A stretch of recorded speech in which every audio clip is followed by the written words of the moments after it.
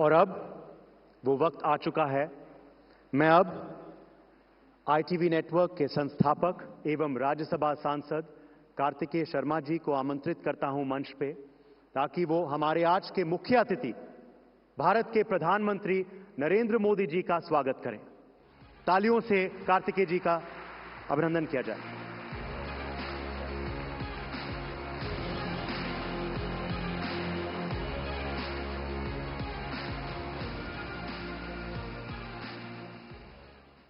Namaste and a very good morning to everyone.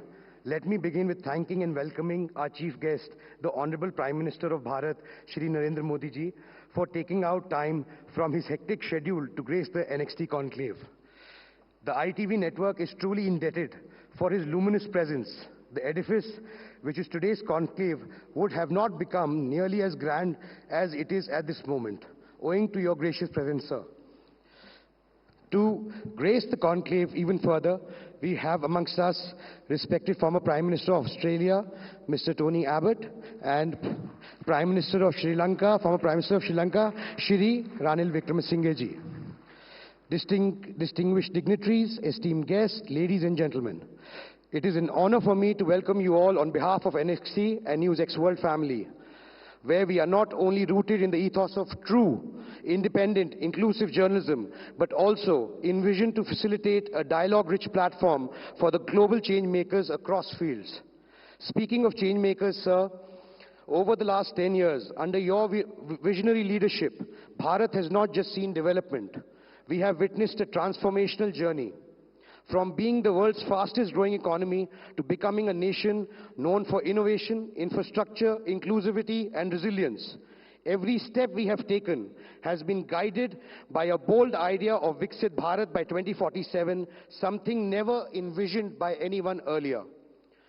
It is with this zeal that we have launched NXT, a platform that stands apart in its concept and ambition. NXT is not just an event. It is a bold step towards creating a global, collaborative ecosystem where thought leaders, thinkers, innovators, entrepreneurs, and policymakers from all across the world come together to shape the future. Inspired by the spirit of the World Fair, Next provides a stage to showcasing cutting-edge technologies, breakthrough innovations, and bold ideas that will define the next era of human progress. It is not merely a conclave or a conference. It is designed to catalyze action through collaborative initiatives and other projects. NXT ensures that the conversations held here lead to tangible impact on critical global challenges, from climate change and water security to AI governance, health innovations, space exploration, and quantum breakthroughs, which are necessary to be addressed for the global welfare. NXT also aims to foster a sense of shared purpose, truly embracing our Vedic philosophy of one world, one family, where the nations, organizations, and individuals work not in competition, but in collaboration for the common good of humanity. With a focus on inclusivity and innovation, NXT's vision aligns perfectly with your mission of Vishwamitra Bharat, where Bharat plays a leading role in solving global challenges and shaping the future of the world. Pradhan Mantri ji, a famous line from a movie, Star Wars, is etched in my mind. It said, to boldly go where no man has gone before. Under your leadership, when our Chandrayaan landed on the lunar South Pole, we proudly announced that Bharat is ready, and boldly so, to go where no one has gone before. Pradhan Mantri ji, you would be happy to know that over the course of our sessions, we have hosted renowned physicists, futurists, astronauts, and give our rising space prowess under your guidance. We are eagerly looking forward to hosting our own Gagannauts post these successful missions. Pradhan Mantri ji, on May 18, 2014, a Guardian article aptly described the beginning of the tenure of your arrival, the day when Britain finally left India. However, historically majorly so, our part of the world has always been viewed from a biased lens to our realities, interests, and challenges in a highly diverse country like ours. It is about time we take control of our narrative and tell our stories to the world. Based on such ideas and ideals, NewsX World comes as a powerful and much-needed voice, one that represents not just India, but the wider Indo-Pacific region, including UAE, Saudi Arabia, South Asia, Eastern Africa, and beyond. At a time when the global narrative is often shaped by a handful of platforms, NewsX World offers a fresh, balanced, and impartial alternative, ensuring that voices, aspirations, and priorities of this emerging region are heard loud and clear. With real-time coverage in 25 languages and a global network of experienced journalists, NewsX World delivers authentic stories, insightful perspectives, helping shape a more inclusive and accurate global conversation, one where India and the Indo-Pacific region take the rightful place. Pradhan Mantri ji, your presence today inspires not just the team behind these initiatives, but every Indian who dreams of seeing our nation's story told to the world stage with pride, confidence, and authenticity. Thank you once again for sparing time from your hectic schedule and blessing us as we embark on this journey together and beyond. Thank you very much. I would like to invite the Honorable Prime Minister of Bharat to come on the stage and launch the channel, please.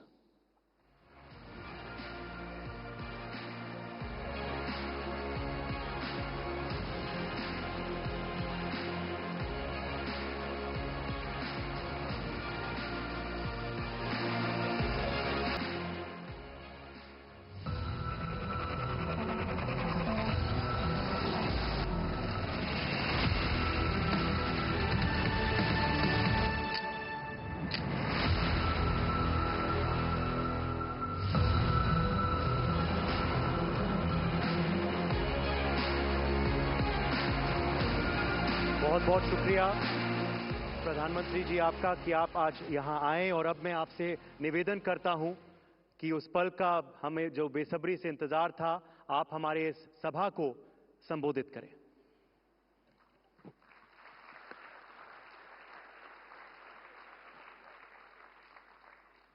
नमस्कार।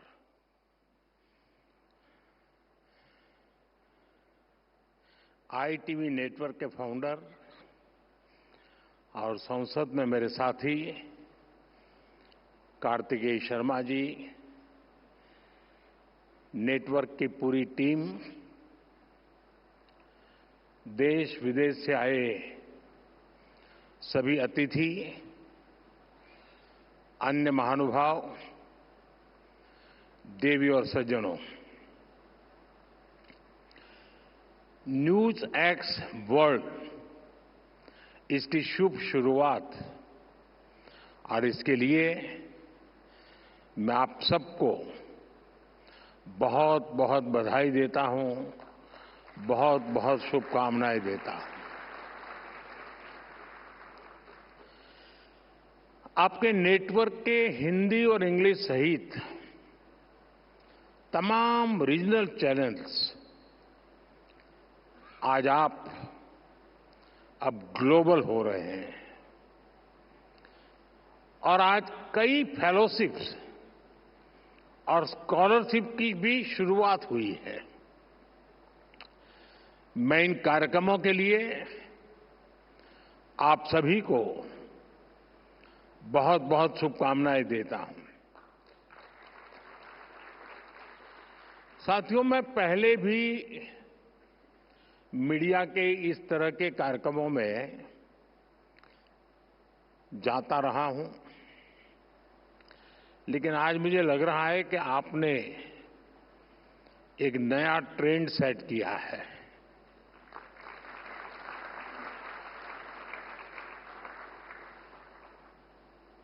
और मैं इसके लिए भी आपको बहुत बहुत बधाई देता हूं। हमारे देश में मीडिया के इस तरह के इवेंट्स होते रहते हैं और एक परंपरा भी चल रही है, उसमें कुछ आर्थिक विषय भी है, हर एक का फायदे का मामला रहता है जरा। लेकिन आपके नेटवर्क ने इसे एक नया डायमेंशन दिया है। आपने लीक से हटकर एक नए मॉडल पर काम किया है। मुझे याद है, अगर मैं पहले की समिट और आपकी समिट के संबंध में जो कल से सुन रहा हूं, पहले जो समिट अलग अलग मीडिया हाउस ने की है वो नेता सेंट्रिक रही है। मुझे खुशी है ये नीति सेंट्रिक है। यहां नीतियों की चर्चा हो रही है। ज्यादातर इवेंट जो हुए हैं वे बीते हुए कल के आधार पर वर्तमान की नुक्तेचीनी वाले रहे हैं।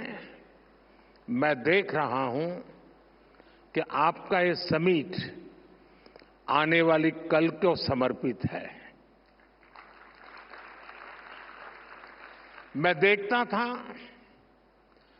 कि पहले जितने भी ऐसे कार्यक्रमों को मैंने दूर से देखा या खुद हुआ गया, वहां विवाद का महत्व ज्यादा था, यहां संवाद का महत्व ज्यादा है। और मुझे पक्का विश्वास है। और दूसरा, जितने भी मैं इवेंट्स में गया हूं, एक छोटे से कमरे में होते हैं और अपने अपने लोग होते हैं। यहां इतने विशाल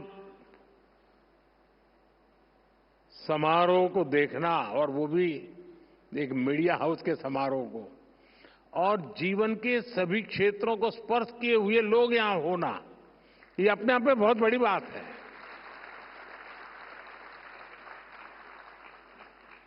हो सकता है यहां से और मीडिया वालों को कोई मसाला नहीं मिलेगा, लेकिन देश को भरपूर प्रेरणा मिलेगी, क्योंकि यहां हुए हर व्यक्ति के विचार देश को प्रेरणा देने वाले विचार होंगे।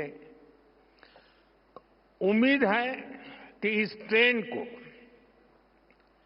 इस टेम्पलेट को आने वाले दिनों में दूसरे मीडिया हाउस भी अपने तरीके से और इनोवेटिव बना करके कम से कम उस छोटे कमरे से बाहर निकले। साथियों, 21वीं सदी के भारत पर आज पूरी दुनिया की नजर है। दुनिया भर के लोग भारत आना चाहते हैं, भारत को जानना चाहते हैं।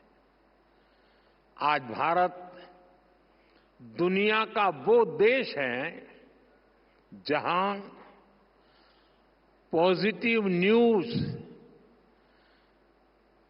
लगातार क्रिएट हो रही है। न्यूज मैन्युफैक्चर नहीं करना पड़ रहा है।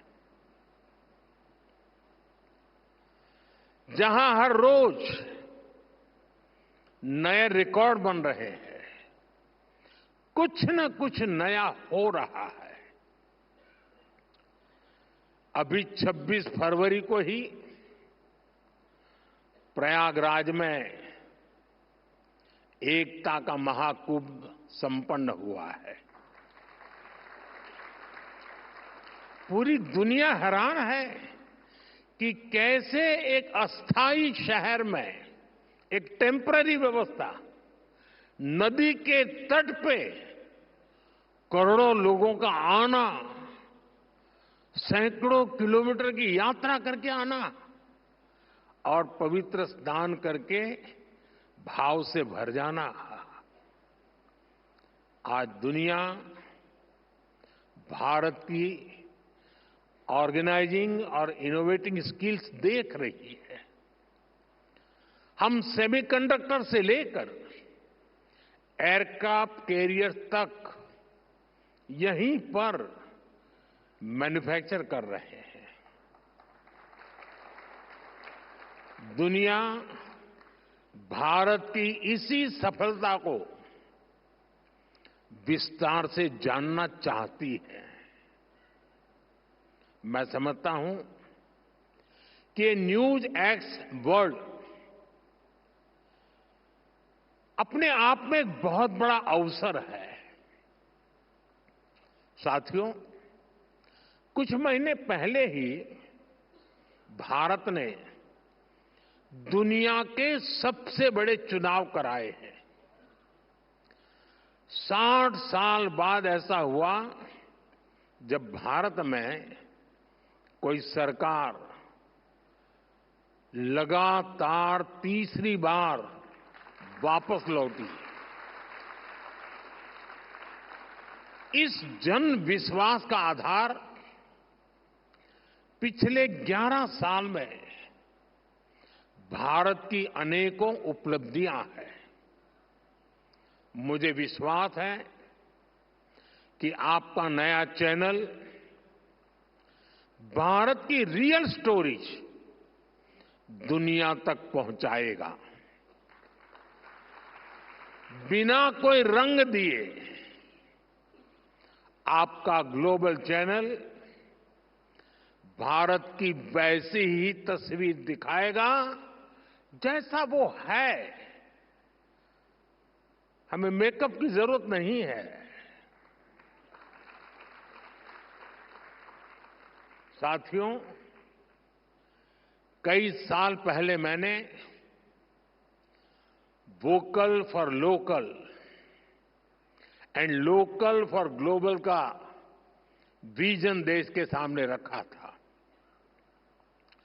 आज हम इस विजन को सच्चाई में बदलते हुए देख रहे हैं। आज हमारे यहां आयुष प्रोडक्ट्स और योग लोकल से ग्लोबल हो गए हैं। दुनिया में कहीं पर भी जाइए, कोई न कोई तो योग को जानने वाला मिलेगा ही। मेरे मित्र टोनी यहां बैठे हैं, वो तो रोज के योगा प्रैक्टिशनर है। आज भारत के सुपरफूड हमारा मखाना लोकल से ग्लोबल हो रहा है। भारत के मिलेट्स, श्री अन्न भी लोकल से ग्लोबल हो रहे हैं। और मुझे पता चला है, कल मेरे दोस्त टोनी एबट दिल्ली हाट में भारतीय मिलेट्स का फर्स्ट हैंड एक्सपीरियंस लिया है उन्होंने और उनको मिलेट्स की डिशेज बहुत पसंद आई और ये सुनकर मुझे ज्यादा अच्छा लगा। साथियों, मिलेट्स ही नहीं, भारत की हल्दी भी लोकल से ग्लोबल हो गई है। भारत दुनिया की 60% से ज्यादा हल्दी की सप्लाई कर रहा है। भारत की कॉफी भी लोकल से ग्लोबल हो गई है। भारत दुनिया का 7वां सबसे बड़ा कॉफी एक्सपोर्टर बन गया है। आज भारत के मोबाइल, इलेक्ट्रॉनिक प्रोडक्ट्स, भारत में बनी दवाइयां अपनी ग्लोबल पहचान बना रही हैं। और इन सबके साथ ही एक और बात हुई है। भारत कई सारे ग्लोबल इनिशिएटिव्स को लीड कर रहा है।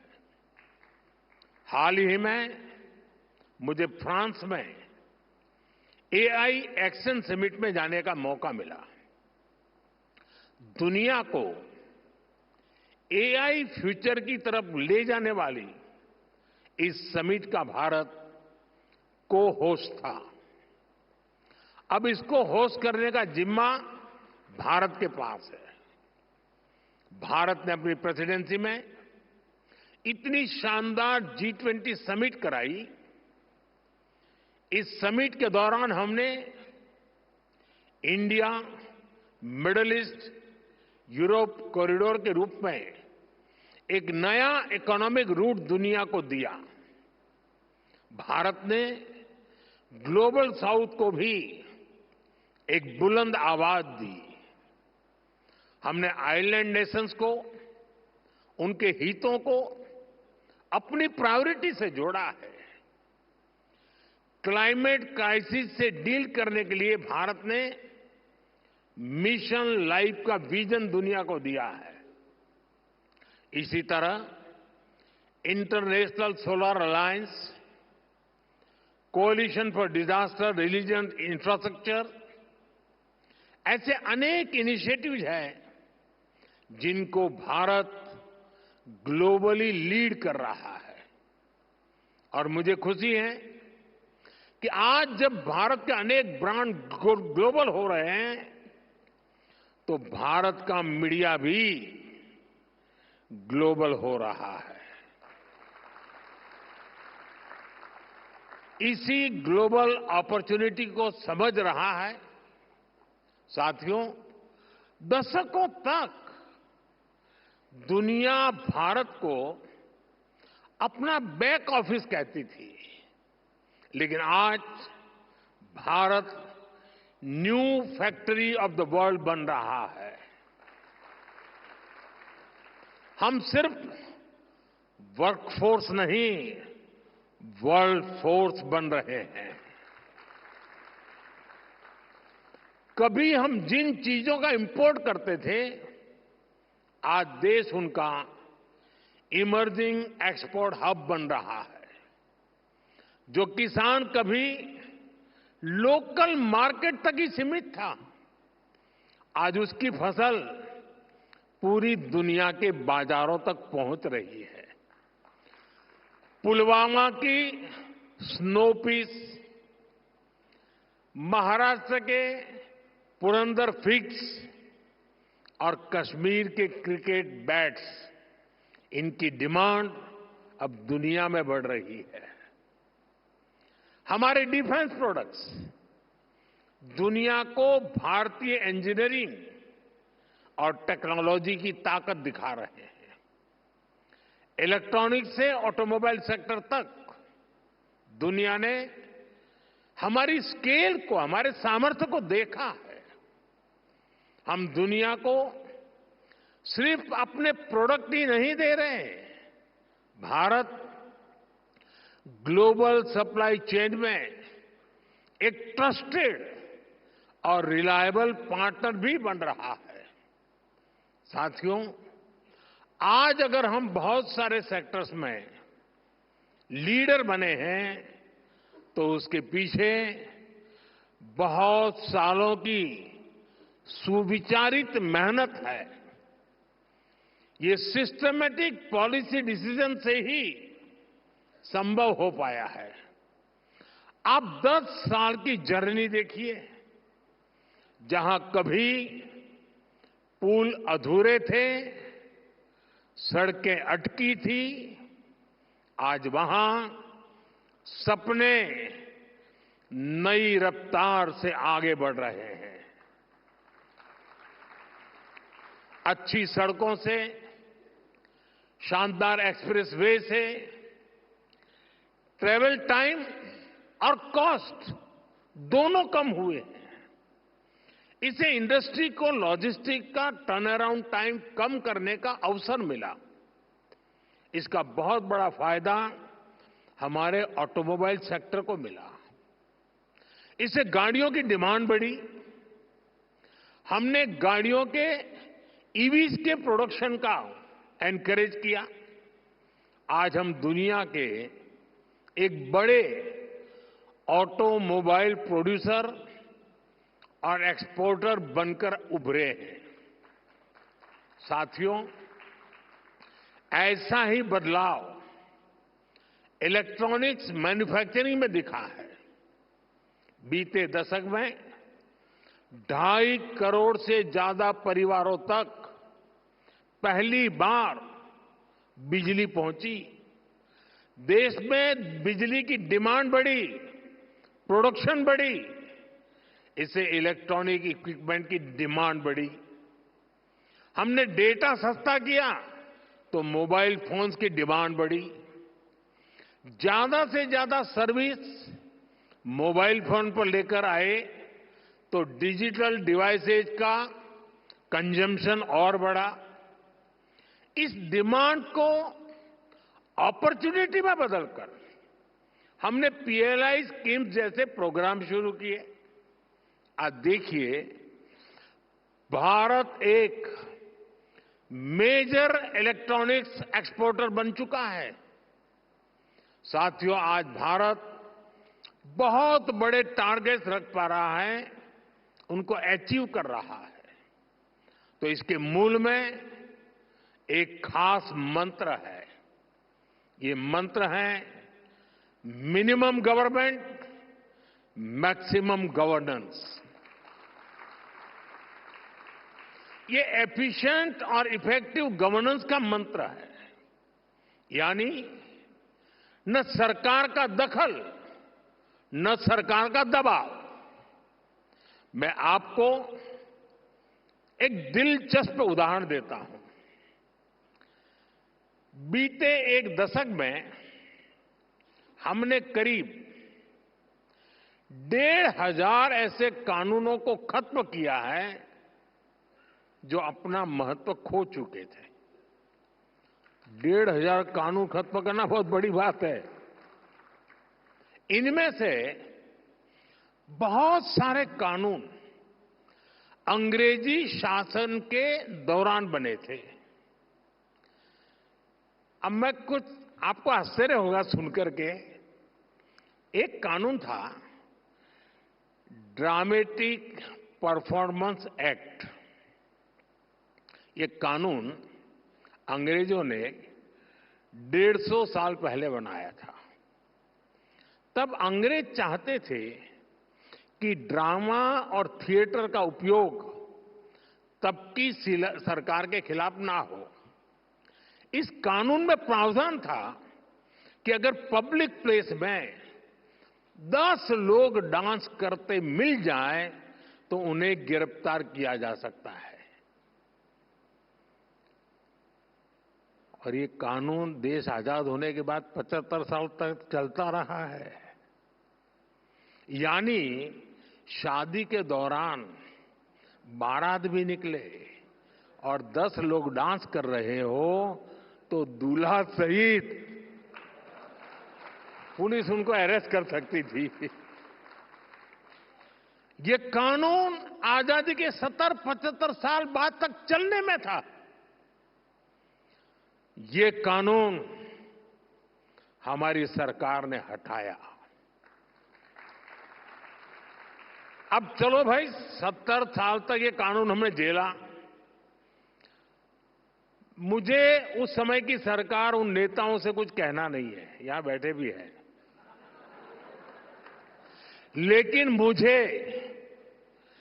ज्यादा तो ये लुटियन जमात पर आश्चर्य होता है, ये खान मार्केट गैंग पर आश्चर्य हो रहा है। ये लोग 75 साल तक ऐसे कानून पर चुप क्यों थे? ये जो आए दिन कोर्ट जाते रहते हैं, पीआईएल के ठेकेदार बने फिरते हैं, ये लोग क्यों चुप थे? तब उनको लिबर्टी ध्यान नहीं आती थी क्या? अगर आज कोई सोचे मोदी ऐसा कानून बनाता तो क्या होता?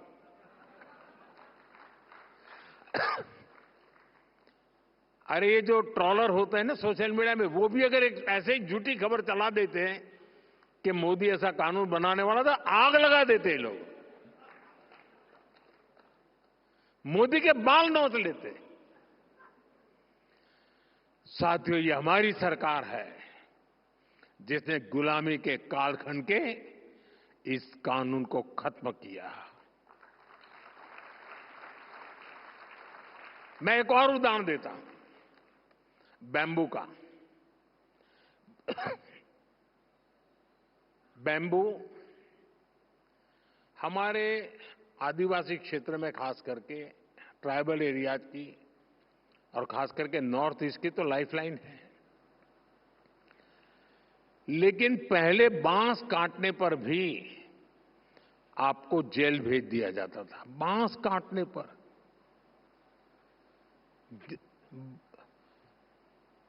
अब कानून क्यों बना? अब मुझे कोई भी, मैं आपसे पूछूं भाई, मैं अगर आपको पूछूं कि बांस ये वृक्ष है, ट्री है क्या?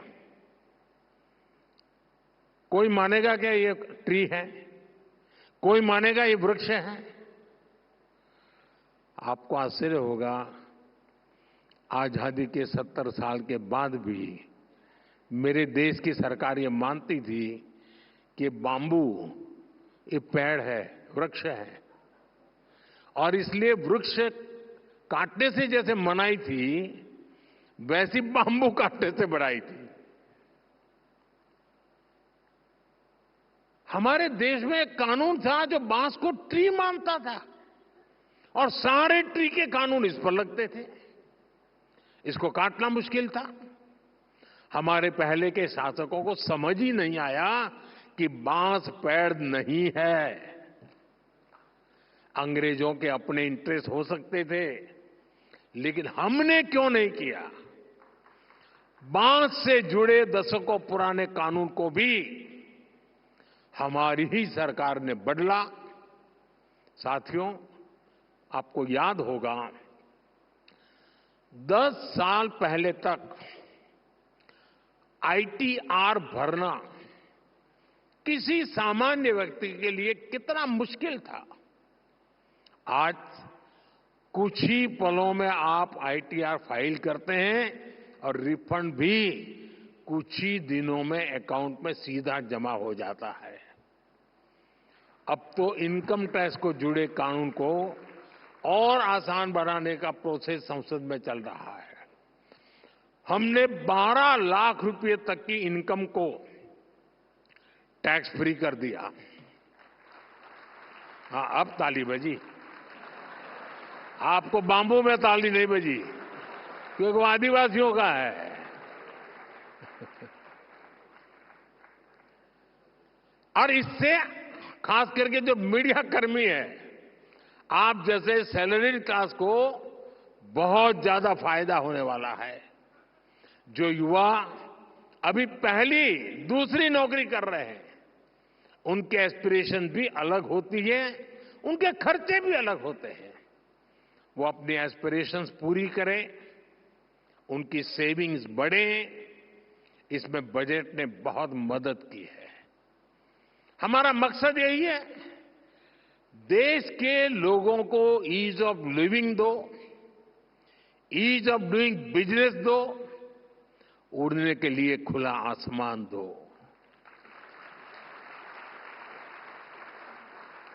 आज देखिए, जियो स्पेशल डेटा का फायदा कितने सारे स्टार्टअप्स उठा रहे हैं।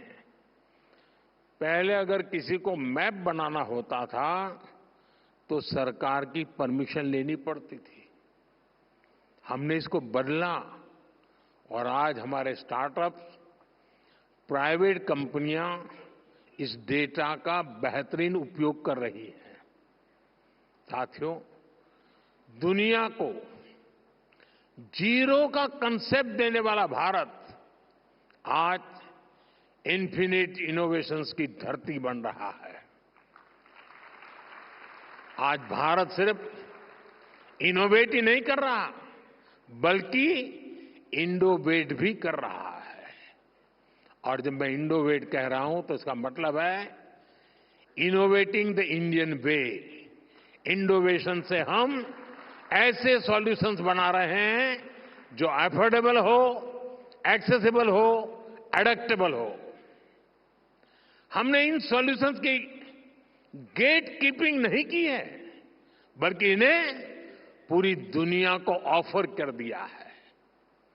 जब दुनिया एक सिक्योर और cost effective digital payment system चाहती थी, हमने यूपीआई की व्यवस्था बनाई। मैं प्रोफेसर कार्लोस मोंटेस को सुन रहा था। वो यूपीआई जैसी टेक्नोलॉजी के पीपल फ्रेंडली स्वरूप से काफी प्रभावित दिखे। आज फ्रांस, यूएई, सिंगापुर जैसे देश यूपीआई को अपने फाइनेंशियल इकोसिस्टम में इंटीग्रेट कर रहे हैं। आज हमारे digital public infrastructure India stack से जुड़ने के लिए दुनिया के कई देश एग्रीमेंट्स कर रहे हैं। कोविड पैंडेमिक में हमारी वैक्सीन ने दुनिया को भारत के क्वालिटी हेल्थ केयर सॉल्यूशंस का मॉडल दिखाया।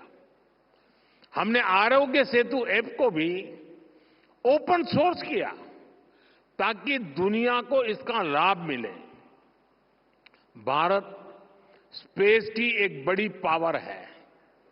हम दूसरे देशों की स्पेस एस्पिरेशन को अचीव करने में भी मदद कर रहे हैं। Bharat AI for public good पर भी काम कर रहा है और अपना एक्सपीरियंस, अपने एक्सपर्टाइज दुनिया के साथ भी शेयर कर रहा है। साथियों, आईटीवी नेटवर्क ने आज बहुत सारी फेलोशिप शुरू की है। भारत का युवा विकसित भारत का सबसे बड़ा लाभार्थी है और सबसे बड़ा स्टेक होल्डर भी है। इसलिए भारत का युवा हमारी बहुत बड़ी प्राथमिकता है। नेशनल एजुकेशन पॉलिसी ने बच्चों को किताबों से आगे, कहीं और आगे बढ़कर सोचने का अवसर दिया है। मिडिल स्कूल से ही बच्चे कोडिंग सीखकर एआई और डेटा साइंस के फील्ड के लिए तैयार हो रहे हैं। अटल टिंकरिंग लैब्स बच्चों को इमर्जिंग टेक्नोलॉजीज का हैंड्स ऑन एक्सपीरियंस दे रही है। इसलिए इस साल के बजट में हमने 50,000 नई अटल टिंकरिंग लैब्स बनाने का ऐलान किया है। साथियों, न्यूज की दुनिया में आप लोग अलग अलग एजेंसियों का सब्सक्रिप्शन लेते हैं। इससे आप लोगों को बेहतर न्यूज कवरेज में मदद मिलती है। ऐसे ही रिसर्च की फील्ड में स्टूडेंट्स को ज्यादा से ज्यादा इंफॉर्मेशन सोर्स की जरूरत होती है। इसके लिए पहले उन्हें महंगे दामों पर अलग अलग जर्नल्स सब्सक्रिप्शन लेने होते थे, खुद को पैसे खर्च करने पड़ते थे। हमारी सरकार ने सभी रिसर्चर्स को इस चिंता से भी मुक्त कर दिया है। हम वन नेशन वन सब्सक्रिप्शन लाए हैं। इससे देश के हर रिसर्चर को दुनिया के जाने माने जर्नल्स की फ्री एक्सेस मिलनी तय है। इस पर सरकार 6,000 करोड़ रुपए से ज्यादा खर्च करने जा रही है। हमें इंश्योर कर रहे हैं कि हर स्टूडेंट्स को अच्छी से अच्छी रिसर्च फैसिलिटीज मिले, चाहे स्पेस एक्सप्लोरेशन हो, बायोटेक रिसर्च हो या एआई हो। हमारे बच्चे फ्यूचर लीडर्स बनकर उभर रहे हैं। डॉक्टर ब्रायन ग्रीन ने आईआईटी के स्टूडेंट से मुलाकात की है और एस्ट्रोनॉट माइक मैसिमिनो सेंट्रल स्कूल के स्टूडेंट से मिलने गए थे और जैसा उन्होंने बताया है, उनके एक्सपीरियंस वाकई शानदार रहे हैं। वो दिन दूर नहीं जब भविष्य का कोई बहुत बड़ा इनोवेशन भारत के किसी छोटे से स्कूल से निकलेगा। साथियों, भारत का परचम हर वैश्विक मंच पर लहराए, यही हमारी आकांक्षा, यही हमारी दिशा है। साथियों, ये छोटा सोचने और छोटे कदम लेने का समय ही नहीं है। मुझे खुशी है कि एक मीडिया संस्थान के रूप में आपने भी इस भावना को समझा है। आप देखिए, 10 साल पहले तक आप सोचते थे कि कैसे देश के अलग अलग राज्यों तक पहुंचे, आपका मीडिया हाउस पहुंचे। आज आपने भी ग्लोबल होने का साहस जुटाया है। यही प्रेरणा, यही प्राण आज हर नागरिक का, हर एंटरप्रेन्योर का होना चाहिए। मेरा तो सपना है दुनिया के हर बाजार में, हर ड्राइंग रूम में, हर डाइनिंग टेबल पर कोई न कोई भारतीय ब्रांड मौजूद हो। मेड इन इंडिया दुनिया का मंत्र बने। कोई बीमार हो तो वो हील इन इंडिया के बारे में पहले सोचे। किसी को शादी करनी हो तो वेड इन इंडिया पर पहले विचार करे। किसी को घूमना फिरना हो तो लिस्ट में सबसे ऊपर भारत को रखे। कोई कॉन्फ्रेंस करना चाहे, एग्जीबिशन लगाना चाहे तो सबसे पहले भारत आए। कोई कंसर्ट कराना चाहे तो सबसे पहले भारत को चुने। ये ताकत, ये पॉजिटिव एटीट्यूड हमें खुद में पैदा करना है। इसमें आपके नेटवर्क की, आपके चैनल की बड़ी भूमिका होगी। संभावनाएं अनंत है जब हमें अपने साहस और संकल्प से इन्हें हकीकत में बदलना है। साथियों, भारत अगले 25 वर्षों में विकसित भारत बनने का संकल्प लेकर आगे बढ़ रहा है। आप भी एक मीडिया हाउस के रूप में खुद को वर्ल्ड स्टेज पर लेकर आए, ऐसा संकल्प लेकर के आगे बढ़े। मैं मानता हूं कि आप इसमें जरूर सफल होंगे। आईटीवी नेटवर्क की पूरी टीम को मैं फिर एक बार ढेर सारी शुभकामनाएं देता हूं और देश और दुनिया से जो पार्टिसिपेंट्स आए हैं, मैं उनका भी अभिनंदन करता हूं। उनके विचारों ने जरूर एक सकारात्मक सोच को बल दिया है। मैं इसके लिए भी, क्योंकि भारत का गौरव बढ़ता है तो हर भारतीय को आनंद होता है, गर्व होता है, और इसके लिए मैं उन सब का भी बहुत बहुत धन्यवाद करता हूं। नमस्कारम।